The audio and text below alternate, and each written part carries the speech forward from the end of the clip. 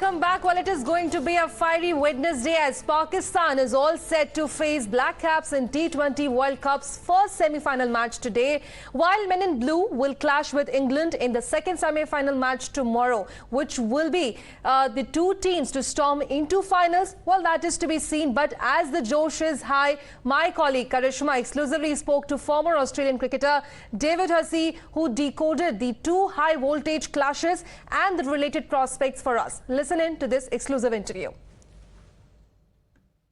Big semi-final, India taking on England, and joining me is, as you can see, David Hussey. David, what is your, prediction for India versus England? Who's winning?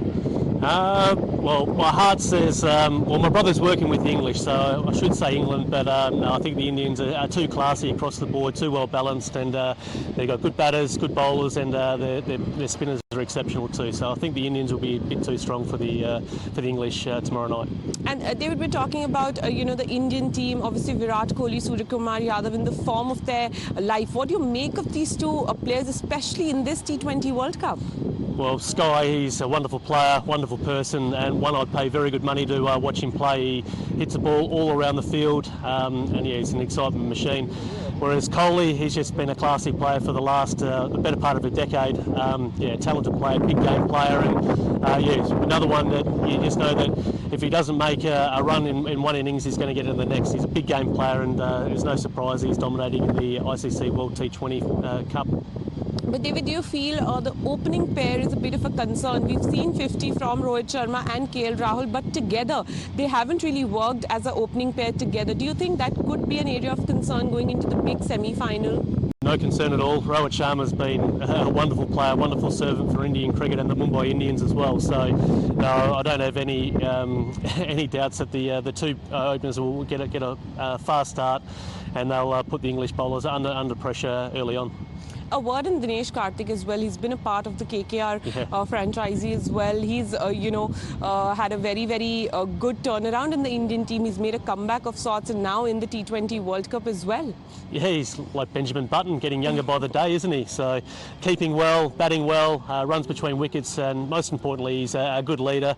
He reads the game exceptionally well too. So I think he's the nice balance that the Indian team needs, that if Rohit Sharma needs some advice from a captaincy point of view, strategy point of view, he can go to DK, and yeah, DK's been a wonderful servant for Indian cricket for a long time.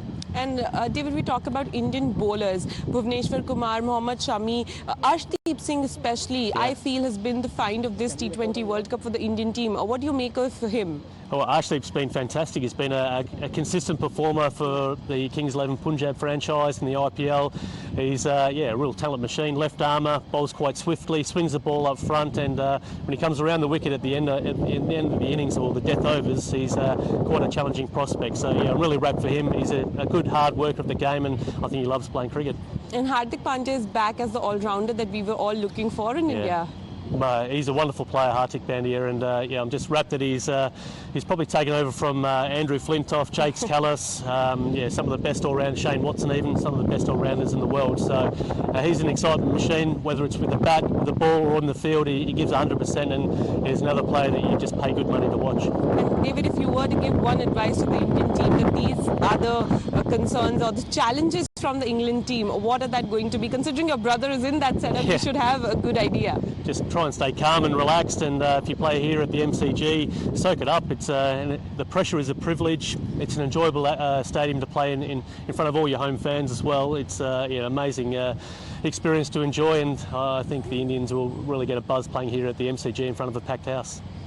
David, all of us are hoping for India versus Pakistan final at the iconic Melbourne Cricket Ground, but I want to know from you predictions for today and tomorrow. Well, today I'm hoping the Kiwis get over the Pakistanis, because I've got some good friends in the Kiwi team.